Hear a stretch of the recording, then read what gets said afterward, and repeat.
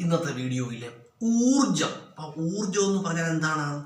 ഊർജം എന്ന് പറഞ്ഞാൽ പ്രവൃത്തി ചെയ്യാനുള്ള കഴിവാണ് ഊർജം. ഊർജമാറ്റം, അതുപോലെ തന്നെ ഊർജത്തെ നിർമ്മിക്കുവാനോ നശിപ്പിക്കുവാനോ സാധ്യമല്ല. ഒരു രൂപത്തിലുള്ള ഊർജത്തിനെ മറ്റൊരു രൂപത്തിലേക്ക് മാറ്റുവാൻ മാത്രമേ കഴിയുകയുള്ളൂ എന്ന് ആര് പറഞ്ഞിട്ടുണ്ട്? ആൽബർട്ട് ഐൻസ്റ്റീൻ്റെ ഊർജ സംരക്ഷണ നിയമത്തിൽ പറയുന്നുണ്ട്.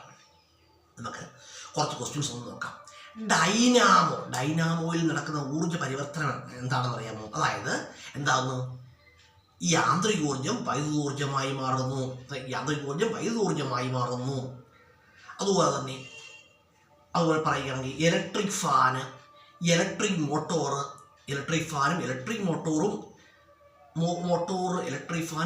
മോട്ടോറിലും നടക്കുന്നത് എന്താണെന്ന് ചോദിച്ചാൽ എന്താണ്? വൈദ്യുതോർജം യാന്ത്രികോർജമായി മാറുന്നു. അതുപോലെ ഇലക്ട്രിക് ഓവൻ, അയൺ ബോക്സിന്റെ മലയാളം തേപ്പ് പെട്ടി എന്നാണ്.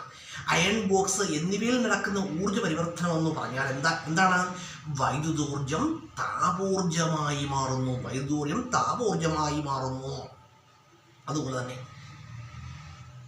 തന്നെ പറയുകയാണെങ്കിൽ ടെലിവിഷനിൽ നടക്കുന്ന ഊർജ പരിവർത്തനം എന്താണ്? വൈദ്യുതോർജം ശബ്ദോർജമായും പ്രകാശോർജമായും മാറുന്നു. റേഡിയോയിൽ നടക്കുന്ന ഊർജ പരിവർത്തനം എന്താണ്? വൈദ്യുതോർജം എന്തായിട്ട് മാറുന്നു? ശബ്ദോർജമായി മാറുന്നു. ഇലക്ട്രിക് ബൾബ് അല്ലെങ്കിൽ വൈദ്യുത ബൾബിൽ നടക്കുന്ന ഊർജ പരിവർത്തനം എന്താണ്? വൈദ്യുത ബൾബിൽ നടക്കുന്ന ഊർജ പരിവർത്തനം എന്ന് പറഞ്ഞാൽ വൈദ്യുതോർജം പ്രകാശോർജമായിട്ടും താപോർജമായിട്ടും മാറുന്നുണ്ട്.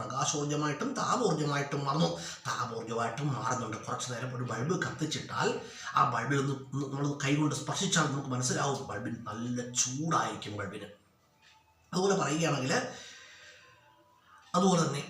തന്നെ പറയുകയാണെങ്കിൽ മൈക്രോഫോണിൽ നടക്കുന്ന ഊർജ പരിവർത്തനം എന്ന് പറഞ്ഞാൽ എന്താണ്? മൈക്രോഫോണിൽ നടക്കുന്ന എന്താണ്?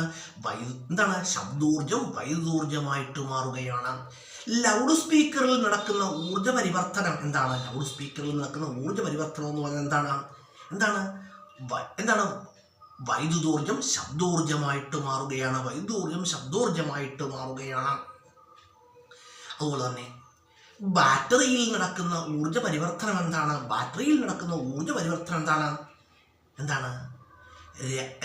രാസോർജം വൈദ്യുതോർജമായിട്ട് മാറി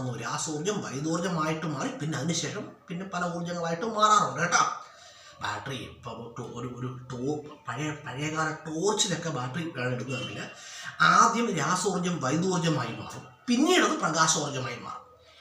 പഴയകാല റേഡിയോകളിൽ ബാറ്ററി ഉപയോഗിക്കുന്ന റേഡിയോകളാണെങ്കിൽ ആദ്യം ഈ രാസോർജം വൈദ്യുതോർജമായി മാറും, പിന്നീട് അത് ശബ്ദോർജമായി മാറും കേട്ടോ. അങ്ങനെയാണ്. ഏത് ഉപകരണത്തിലാണോ ഇത് ഉപയോഗിക്കുന്നത് അതിനനുസരിച്ച് എന്തെങ്കിലും ഊർജ്ജമാറ്റം സംഭവിക്കും. അതുപോലെ പറയുകയാണെങ്കിൽ ഫോട്ടോസിന്തസിസിൽ നടക്കുന്നത് എന്താണ്? പ്രകാശോർജം രാസോർജമായി മാറുന്നു. രാസോർജമായിട്ട് മാറുകയാണ് കേട്ടോ. അതുപോലെ പ്രകാശോർജത്തെ വൈദ്യുതോർജമാക്കി മാറ്റുന്ന ഉപകരണം ഏതാണ്? Photo electric cell. അതുപോലെ സൗരോർജത്തെ വൈദ്യുതോർജമാക്കി മാറ്റുന്ന ഉപകരണം ഏതാണ്? സോളാർ സെല്ലുകൾ. ഇന്ത്യയിലെ ആദ്യത്തെ സൗരോർജത്താൽ പ്രവർത്തിക്കുന്ന വിമാനത്താവളം എവിടെയാണ്?